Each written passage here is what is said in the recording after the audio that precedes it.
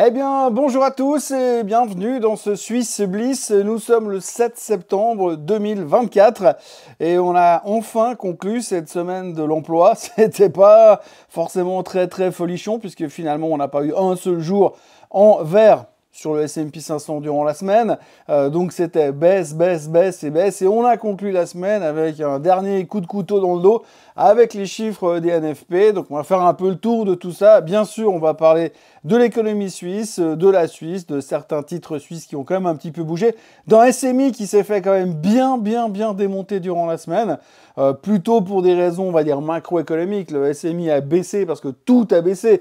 Le SMI n'a pas baissé parce qu'il y a eu des mauvaises nouvelles sur certaines de ces sociétés, des grosses en tout cas. Mais comme d'habitude, quand ça va mal et quand tout le monde va mal, eh bien la Suisse s'enrhume également. Et résultat, ils ont tapé sur les gros titres comme d'habitude. Et le SMI se prit une jolie petite claque sur la semaine, un peu à l'image de l'ensemble du marché, puisqu'on le verra tout à l'heure sur les performances de la semaine, eh bien tout est dans le rouge.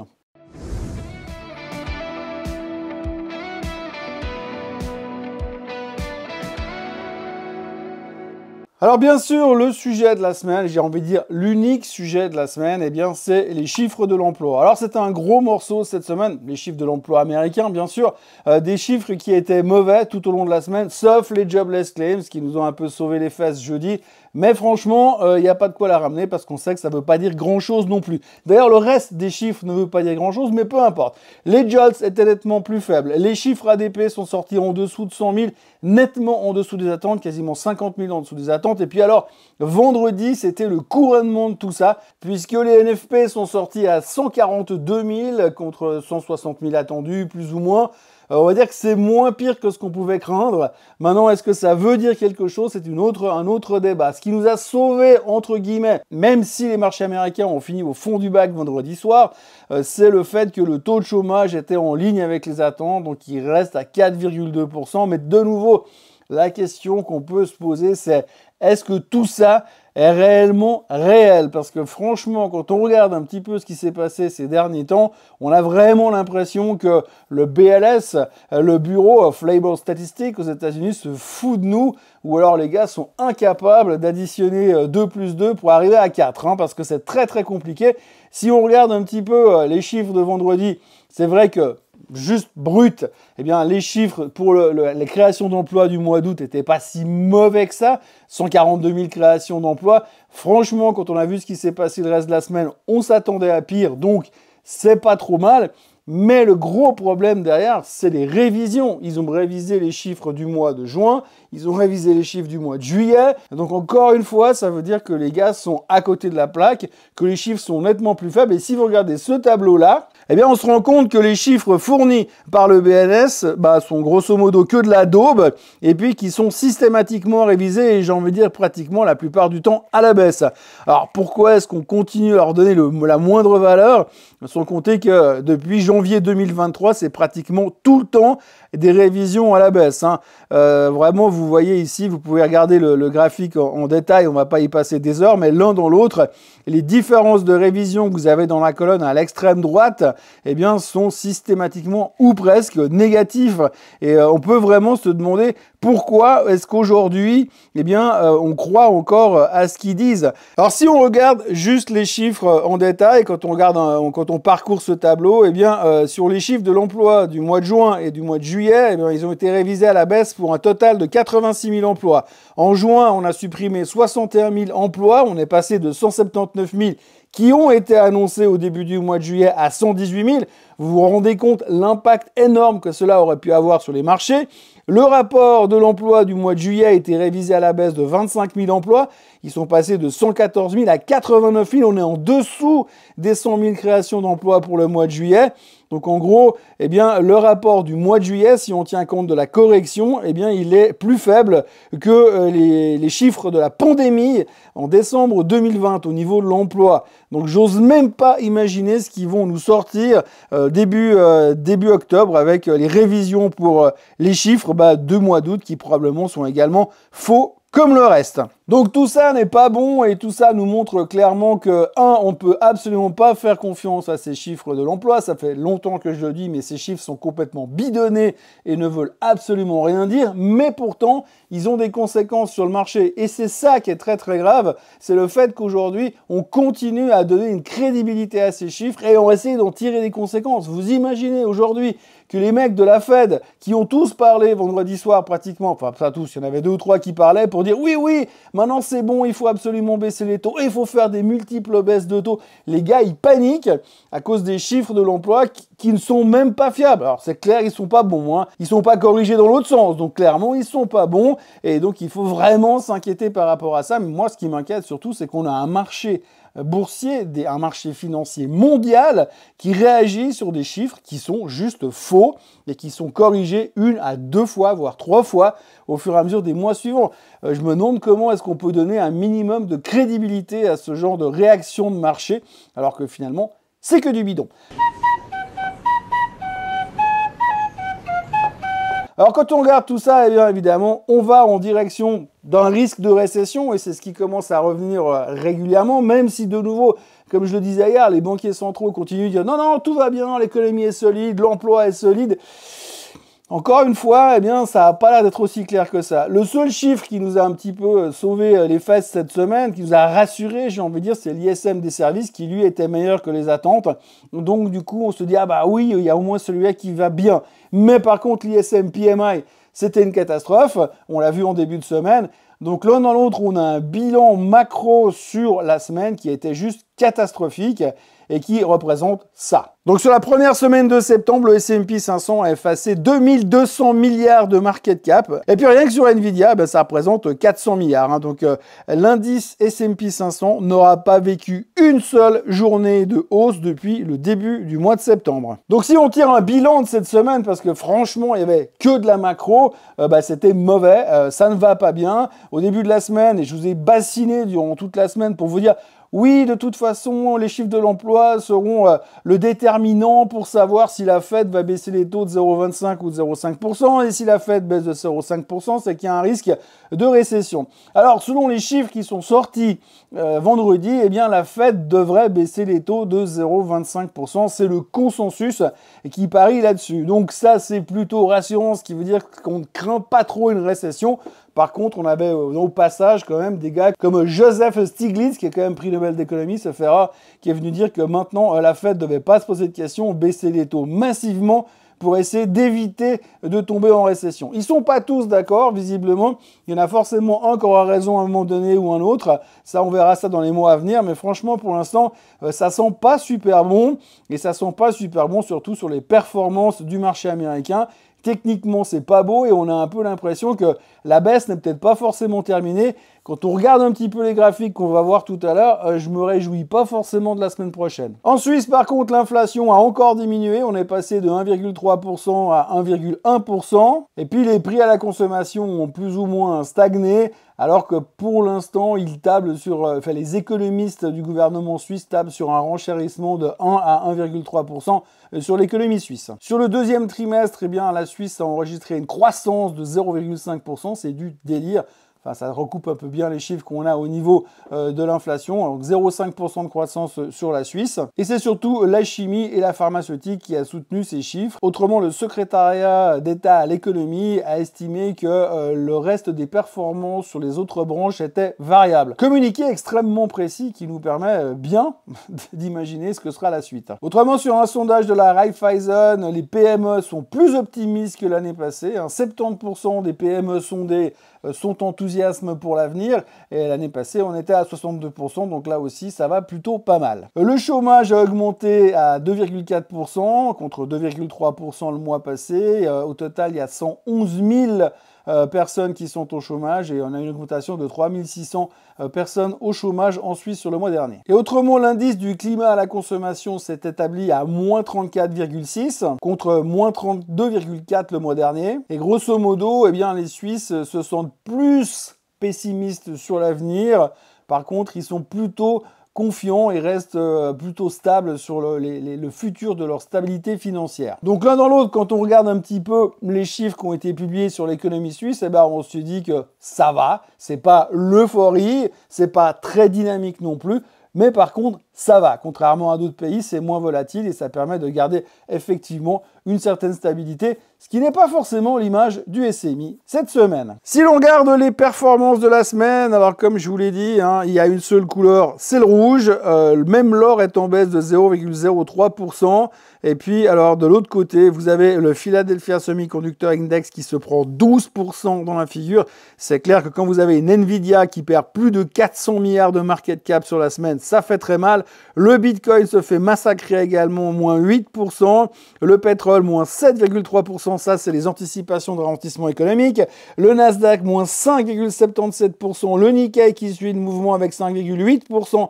Le S&P 500 perd 4,25% pour entamer ce mois de septembre. Et le SMI perd 4,2%. On a presque l'impression qu'il y a de l'intelligence artificielle à l'intérieur de l'indice suisse. Le CAC 40 perd 3,65%, ça c'est merci le luxe, on va revenir dessus. Le DAX s'en sort un peu moins mal avec 3,2% de baisse malgré le décès quasiment annoncé de Volkswagen.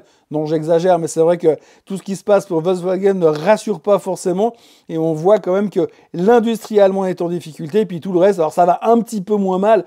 La Chine qui continue à montrer énormément de faiblesse économique s'en sort, j'ai envie de dire, moins mal que le reste, mais grosso modo, ce qu'il faut retenir, c'est que cette semaine de bourse était vraiment très mauvaise et moins violente que celle qu'on a vécue au début du mois d'août, mais par contre, j'ai l'impression que c'est presque pire parce que c'est généralisé. Au niveau du SMI, alors il y a à boire et à manger, hein. Vous avez du Richemont qui perd 10%, ABB qui perd 7%, ralentissement sur la techno, bien sûr. Richemont, c'est le luxe, on va en reparler tout à l'heure.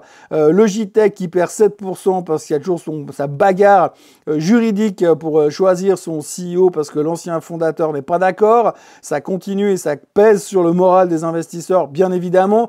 Et puis après, on a Novartis, Nestlé et Roche qui se prennent tous une claque durant la semaine. La raison, il n'y a pas de raison, hein, je vous le disais un petit peu tout à l'heure, c'est que la raison principale, c'est que pour l'instant, c'est macro. Donc on tape sur les indices et en tapant sur les indices, eh bien forcément, il faut taper sur les gros pour que ça bouge. On a Partners Group aussi, on va y revenir dans les vedettes de la semaine qui s'est pris une claque. Et puis vous avez Swisscom qui fait partir des winners de la semaine et Givaudan qui avait fait des commentaires positifs récemment, qui s'en sort pas trop mal. UBS se prend 6,5%, on en retouchera aussi deux mots tout à l'heure, mais là aussi c'est un peu... tout le monde est parti avec l'eau du bain sans qu'il y ait spécifiquement des grandes nouvelles à annoncer. Alors on est parti pour l'aspect technique des choses. Alors vous voyez, ce qui est quand même assez fabuleux cette semaine, c'est que l'analyse technique fonctionne relativement bien. Alors c'est vrai qu'on n'a pas été chercher le haut de ce range, mais on a été chercher quasiment la résistance des 12 569 sur le SMI. Et puis on revient, donc il va falloir se préparer pour remettre des billes dedans sur la zone des 11 750 qui correspond à la moyenne mobile des 200 jours. Si les choses se calment, et les choses se calmeront en fonction du reste des marchés. Le Dow Jones qui avait commencé la semaine relativement bien, s'en sort relativement moins mal que les autres, mais marque quand même le pas parce que si vous regardez techniquement, eh bien on a été chercher plus ou moins les mêmes points hauts qu'on avait avant. C'est pas tout à fait horizontal, hein, mais pas loin. On a fait un reversal quasiment sur l'espace de 24 heures.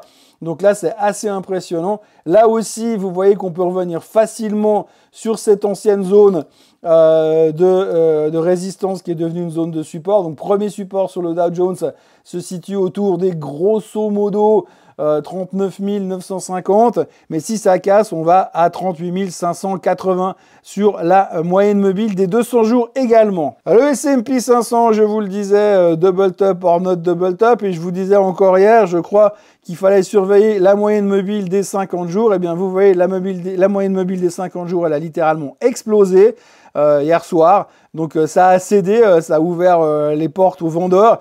Là aussi, franchement, j'ai envie de dire que la porte est ouverte à toutes les fenêtres.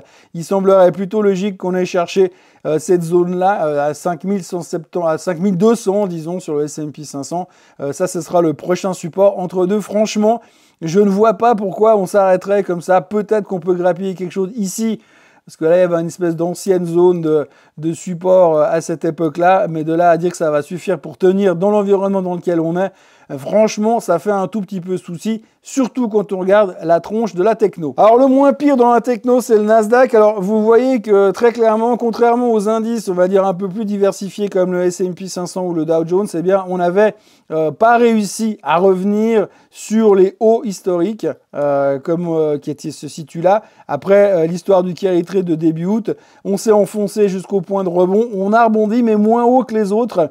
Et donc, ce petit bout-là qui nous a manqué fait qu'aujourd'hui, on est dans une tendance baissière contre laquelle on a buté, effectivement, et on repart à la baisse. Donc là aussi, support sur le Nasdaq à 18 070. C'est la moyenne mobile des 200 jours. Est-ce que ça suffira? Est-ce qu'on va aller chercher les exagérations pour aller chercher un double bottom ici? Ça, c'est le grand suspense. Quand on regarde les indicateurs RSI, il y a encore de la place pour continuer à descendre. Donc franchement, c'est pas hyper rassurant. Et puis alors celui-là, c'est l'immonde graphique de la semaine. C'est le SOX. Alors le SOX, lui non plus, n'a pas réussi à rebondir à l'époque, pas réussi à retourner à ses plus hauts historiques. Il a buté pire contre la moyenne mobile des 50 jours. Il a cassé la moyenne mobile des 200 jours hier. Franchement, prochain target, le bas de l'histoire du carry trade qui se situe par ici. Et si ça tient pas, j'ai mieux pas. Je sais pas quoi vous dire. Si ça ne tient pas, franchement, il y a un adage boursier qui dit never catch a falling knife. Mais là, alors franchement, ça correspond mieux que mieux parce que là, on a un dernier support ici, comme vous le voyez, qui passe par là et là. Donc 4300, allez, 4300 sur le SOX. Si on casse les 4300 à la baisse, j'ai l'envie de dire qu'on risque d'avoir une correction qui va nous laisser des traces et qui va faire très très mal. Il est vrai qu'on peut retourner sur le bottom de décembre 2021. La seule chose qui me dit que peut-être ce ne sera pas la catastrophe totale, eh bien, c'est les élections, parce qu'il est possible que potentiellement les candidats vont tout faire, ou en tout cas les pouvoirs en place vont tout faire pour que ça ne donne pas une gueule trop mauvaise. Évidemment, vous imaginez que si on a une correction de 20% sur les marchés d'ici les élections du mois de novembre, je pense que Kamala Harris ne va pas marquer des points. Le CAC 40 est reparti dans ses vieux travers. Vous voyez qu'on était revenu gentiment à l'intérieur de cette tendance latérale qu'on a ici. Et on a recassé vendredi soir. De nouveau, grosse pression sur le luxe. On va revenir dessus en détail dans un petit moment. Mais grosse pression sur le luxe qui fait que le CAC ne tient pas pour l'instant. Et le CAC se rencontre aussi peut-être que la France continue de s'enfoncer dans une crise politique, puisque c'est pas forcément la nomination de Michel Barnier qui va régler le problème. Le DAX qui s'est bien retourné. Alors la semaine dernière, je crois me souvenir de vous avoir dit que c'était incroyable comme le DAX tenait malgré l'environnement politique, malgré l'environnement industriel en ce moment. Et là, ça craque. Là, ça craque. Alors, on a eu 2 mauvaises séances, une violente, puis 2 jours de stabilisation et une dernière violente ce vendredi. Franchement, si on ne tient pas la moyenne mobile des 50 jours, ça risque d'aller très très vite pour se prendre encore 1000 points dans la figure sur le DAX. Je serais même pas surpris qu'on aille rapidement rechercher les 17 000 sur l'indice allemand. Le pétrole, là aussi, vous le voyez, ça casse. Donc, le target est beaucoup plus bas sur le baril. On peut chercher comme on veut. Ce grand triangle que j'avais dessiné à l'époque a clairement été cassé à la baisse. Donc, si on applique ça, eh bien, on va aller chercher en dessous des 48 sur le baril. En revanche, si on se contente de ce triangle-là qui a également cassé à la baisse, eh bien là, on peut se dire qu'on a une différence de mouvement quand même. Allez, on va pas non plus peindre excessivement le diable sur la muraille et chercher quand même des choses positives aujourd'hui, enfin moins catastrophiques. Si on prend cette flèche-là, tac, et qu'on la recoupe ici, à la cassure, eh bien, je pense que dans un premier temps, on a un objectif à 60 sur le baril qui serait déjà pas mal. Donc ça, c'est des choses qu'il faudra surveiller prochainement.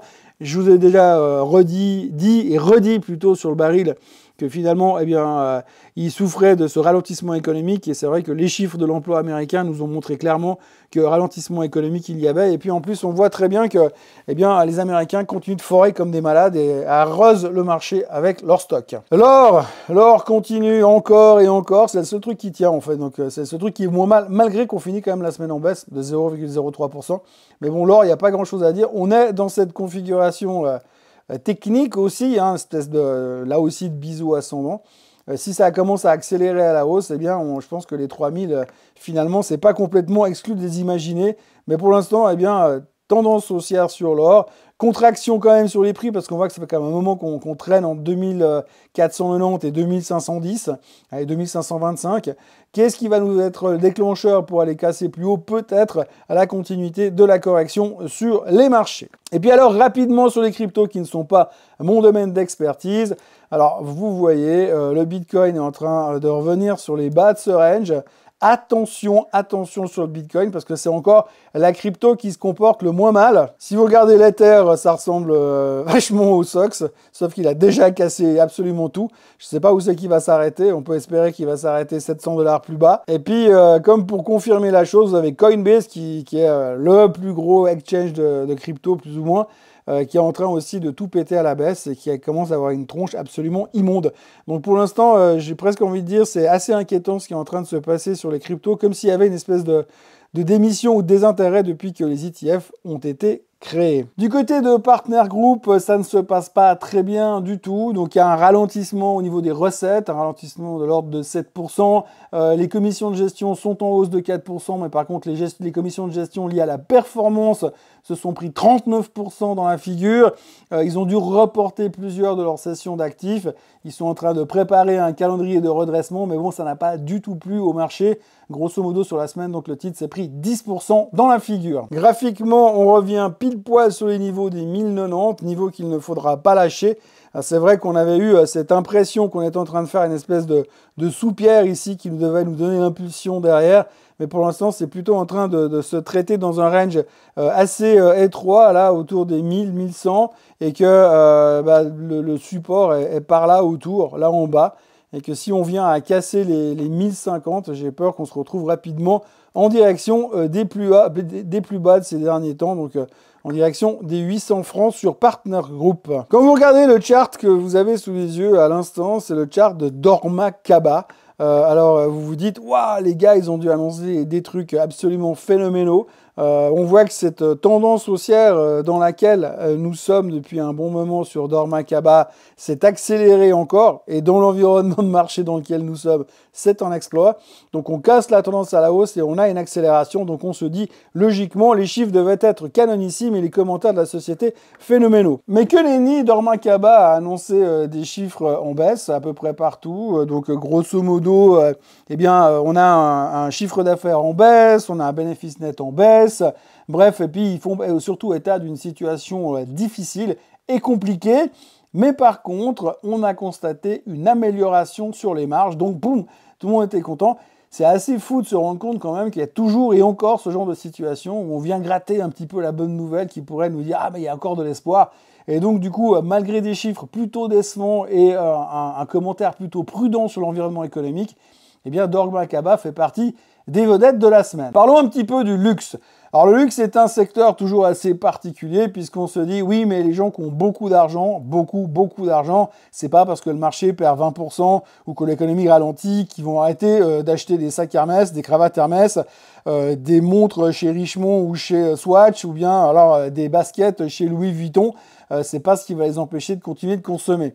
C'est vrai, en général c'est plutôt vrai et c'est plutôt rassurant dans les périodes un petit peu difficiles économiquement parlant. Sauf que là, depuis quelques temps, eh bien, on a un peu l'impression quand même qu'il y a eu un effet de mode pendant une grande période où tout le monde voulait acheter du Hermès, même ceux qui n'avaient pas forcément des moyens dithyrambiques. Tout le monde voulait du Hermès, tout le monde voulait des produits de luxe. Le produit de luxe est devenu une denrée vraiment très intéressante, une denrée vraiment à la mode. Et aujourd'hui, on se rend compte que finalement, les gens qui n'ont pas forcément les moyens de s'habiller en Hermès ou en Vuitton, eh bien, commencent à se dire, bon, ok, je me suis fait plaisir pendant quelques temps, là, c'est plus compliqué, donc je vais faire attention, donc je vais moins consommer dans un premier temps, en tout cas en espérant que les choses se calment.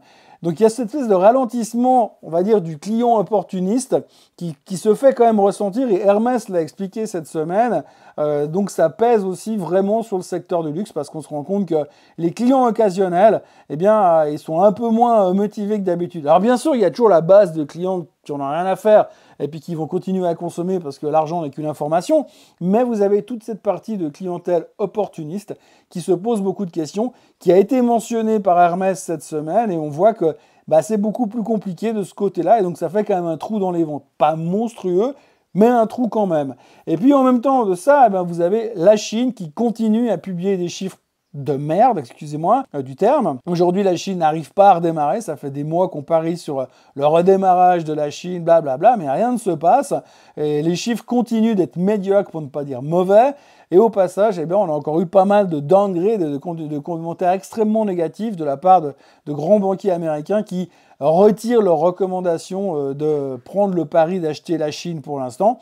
Donc, la Chine qui ralentit, le consommateur opportuniste qui ralentit et qui ne consomme plus, beaucoup moins en tous les cas, fait que finalement tout le secteur du luxe s'est fait démonter cette semaine. Vous voyez Hermès, donc c'est clair et net, ça se passe de commentaires, la claque est monumentale, on est revenu au niveau de l'autre jour quand il y a eu l'histoire du carry trade, donc j'ai envie de dire qu'il ne faudrait pas lâcher, mais je vois là directement qu'il y a un gap à aller combler là derrière, donc ça va être difficile, il y a un autre gap à aller combler là en bas, donc on va se dire que potentiellement Hermès, ils peuvent largement redescendre à 1600 sur l'action. LVMH, voilà, c'est pareil. En termes de valorisation, on a bien corrigé. Rappelez-vous, quand à 900 balles, les gens étaient prêts à vendre leur grand-mère pour acheter du LVMH.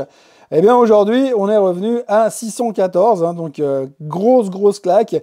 Là aussi, on peut aller chercher encore plus bas. Il n'y a plus rien qui nous retient, si ce n'est les 600 balles psychologiques.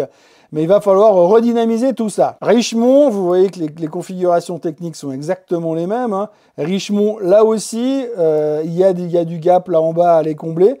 Donc vous pouvez là aussi imaginer que Richemont peut retourner allègrement sur les 100 francs suisses si l'inquiétude continue de se faire sentir. Ça tombe bien parce qu'il y aura des chiffres économiques qui vont sortir la semaine prochaine en Chine. Donc ça peut encore bien nous aider de ce côté-là. Et Swatch, alors Swatch n'a jamais vraiment rebondi, mais par contre, alors quand ça va mal, ils en profitent pour continuer à s'enfoncer.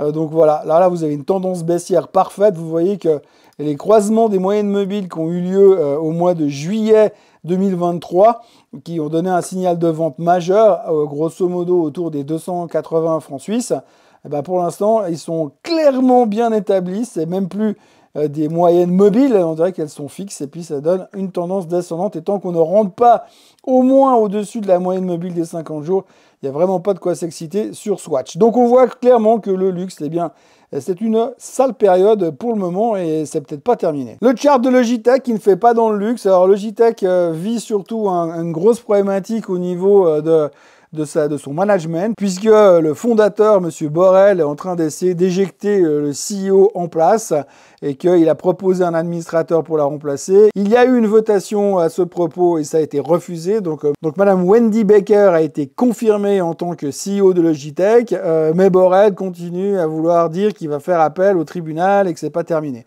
Alors, pour l'instant, ça fatigue un petit peu les actionnaires parce que franchement, on a envie de dire, les gars, concentrez-vous sur la gestion de la boîte plus qu'autre chose. Mais par contre, pendant ce temps, regardez juste cette configuration technique. Alors celle-ci, c'est presque un peu trop facile à montrer, mais voilà. Vous avez ici une épaule, une tête et une épaule. Donc grosso modo, c'est ce qu'on appelle un head and shoulder. Et le head and shoulder, si on déclenche cette cassure ici, on va répliquer la tendance haussière à la baisse. Donc on va aller chercher notre flèche ici. Bam! On a cette tendance-là, on va copier l'amplitude du mouvement, cassure à la baisse, et donc Logitech peut facilement retourner en direction des 50 francs suisses. Pour autant, je dis bien que les 69 francs viennent à céder. Donc attention quand même sur Logitech. Ce qui est un petit peu dérangeant pour l'instant, c'est ce côté ultra politique et franchement, on n'a pas besoin de ça. Autrement, on notera cette semaine les excellents chiffres de Swiss Life. Bon, c'est pas des chiffres canonissimes qui ressemblent aux chiffres de Nvidia, mais grosso modo des très bons chiffres qui ont été surtout salués par la critique. Je crois que l'ensemble des analystes qui couvrent Swiss Life a aimé cette publication. Tout le monde se montre encourageant. Il n'y a pas forcément des révisions de target à la hausse, mais c'est plutôt pas mal. Et en plus, Swiss Life a annoncé au passage qu'ils allaient probablement encore augmenter leurs dividendes. Alors le titre continue de monter, les actionnaires touchent plus de dividendes. Que demande le peuple? Eh bien tout simplement, Swiss Life est au plus haut de tous les temps. J'ai même pas besoin de vous montrer le graphique, c'est juste incroyable. Ça continue de monter et sur une semaine comme on vient de vivre, eh bien c'était quand même pas forcément gagné d'avance. Et puis alors, je termine avec le graphique du Bon Rush qui s'est pris une claque, de Novartis qui s'est pris une claque, de Nestlé qui continue de se prendre des claques mais qui au moins n'est pas retourné à ses récents plus bas. Tout ça pour vous dire que on a ces trois titres-là qui se sont fait démonter quand même sur la semaine, mais que l'un dans l'autre, il n'y a absolument aucune nouvelle fondamentale liée aux sociétés. À ces trois sociétés, on n'a rien entendu, rien vu. Il n'y a pas de médicaments qui sont poison, il n'y a pas de pipeline qui se ferme, il n'y a rien de spécial qui a été annoncé, mais vous avez quand même ces trois titres qui se prennent une claque. Donc ça représente bien le fait que cette semaine, on a vécu une semaine macro, pour ceux qui se posent encore des questions, et que finalement les indices étaient appelés à baisser, et que pour faire baisser la Suisse, le seul moyen, c'est de taper sur les valeurs qui sont importantes dans l'indice. Donc quand vous voulez faire baisser le SMI, vous tapez sur les trois grands noms que je viens de vous montrer, et quand vous voulez rebondir, quand vous voulez acheter le SMI, eh bien vous achetez les trois grands noms que je viens de vous montrer. Et c'est probablement ce qui s'est un peu passé cette semaine, en tous les cas les sous-performances et les sanctions qui ont été appliquées à Novartis, Roche et Nestlé sont proprement injustifiées individuellement, mais justifiées du point de vue macro, puisque semble-t-il, tout est en train de ralentir et l'emploi américain ne fonctionne plus. Je ne vois pas forcément le lien avec Nestlé dans l'immédiat, mais effectivement, on parle surtout de ralentissement économique qui commence à faire peur à tout le monde.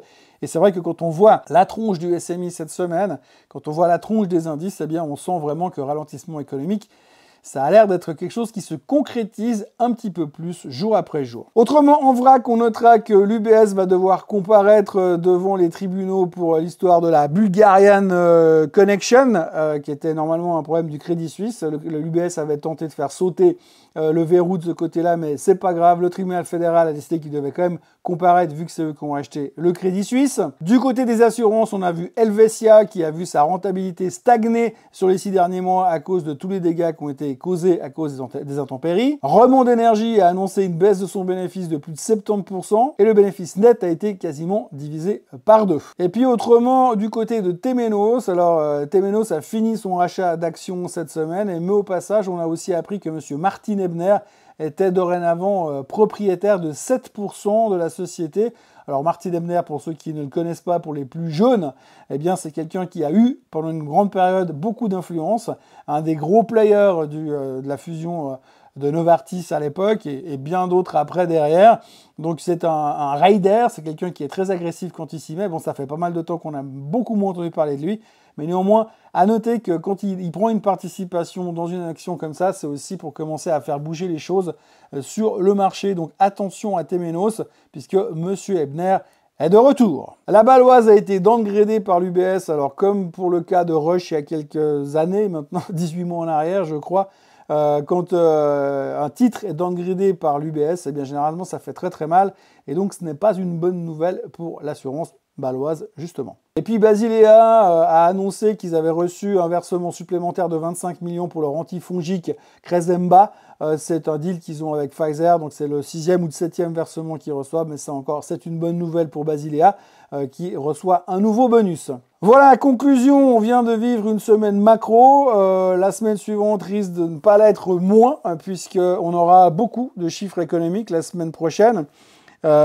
Et si la semaine dernière était la semaine de l'emploi, la semaine prochaine risque bien d'être celle de l'inflation, puisqu'il y aura le CPI aux États-Unis, il y aura également le CPI en Europe, et le CPI en Allemagne, le CPI en France, etc., etc. Donc côté inflation, on va en reparler. Logiquement, ces chiffres devraient baisser, ce qui semblerait plutôt évident. Et puis surtout, jeudi, on aura Big Day jeudi, puisque jeudi, c'est la BCE. Le 12 septembre, la BCE se réunit et devrait baisser les taux de 0,25% supplémentaire. Donc c'est du attendu, mais quand on voit à la tronche de la performance industrielle et économique de l'Europe, on peut s'attendre clairement à voir une baisse des taux, sans compter que l'inflation, je le rappelle, est revenue sur le target des 2% en Allemagne. Donc on va dans la bonne direction. Donc la logique semble et devrait être respectée ce jeudi. À noter encore une chose la semaine prochaine, c'est qu'il y aura également le PIB japonais qui sortira lundi. Alors, ça ne veut pas dire grand-chose, mais on ne sait jamais si le PIB venait à être un petit peu trop fort. On pourrait éventuellement reparler de hausse des taux au Japon et hausse des taux plus baisse des taux aux USA pourrait nous ramener un petit peu sur le sujet du carry trade, bien sûr. Et puis pour conclure la semaine, on aura les chiffres de l'University of Michigan Confidence, chiffres qui sont à peu près aussi valables et intéressants que les chiffres de l'emploi américain. Mais enfin bref, on le regarde toujours un petit peu. Et puis, parlons un tout petit peu politique, puisque gentiment, on s'approche des élections américaines. Chaque jour qui passe nous en approche un peu plus. La semaine dernière, Kamala Harris a annoncé un nouveau plan qu'elle voulait mettre en place, à savoir des capital gains sur les actions américaines, sur les gens qui ont des actions en portefeuille, mais avant qu'ils soient vendus. Donc jusqu'à maintenant, vous n'étiez pas taxé tant que vous vendiez, mais elle veut vous taxer si vous faites un gain en capital. Résultat, ça risque d'être juste le massacre et le bain de sang sur les marchés américains, sur les marchés en général, si elle met en place cette nouvelle taxe. Alors est-ce que ça va durer? Est-ce que c'est jouable? Mais en tous les cas, c'est pas forcément bien accueilli et bien interprété du côté des milieux financiers. Aujourd'hui, on sait que les Américains ont le choix entre la peste et le choléra, mais clairement, il semble que Mme Kamala Harris est la pire solution qui pourrait arriver pour le côté financier aux États-Unis. Mais enfin, affaire à suivre. On va beaucoup en parler ces prochains temps. Évidemment, c'est difficile de savoir lequel des deux il faudrait souhaiter, mais on va y être très attentif et on en parlera encore beaucoup. D'ailleurs, pour ceux que ça intéresse, la semaine prochaine, le 11 septembre, chez Swissquote à Gland, il y aura une conférence, une présentation où je serai et on va parler justement de ces conséquences des élections américaines et du risque éventuel et de ce qu'il faudrait éventuellement faire, pour autant qu'il y ait quelque chose à faire. Si vous voulez vous inscrire, vous trouverez le lien en dessous de la vidéo, si je n'ai pas oublié de le mettre. Et puis autrement, comme d'habitude, passez un excellent week-end. Nous, on se retrouve lundi matin pour un nouveau Morning Bull Live. Et puis d'ici là, n'oubliez pas de vous abonner à la chaîne Swissquote en français, de liker cette vidéo, de la partager. Et puis, by the way, on a passé les 41 000 followers. Les 50 000 se rapprochent. Allez, bon week-end à tous. Soyez forts. À lundi. Bye bye.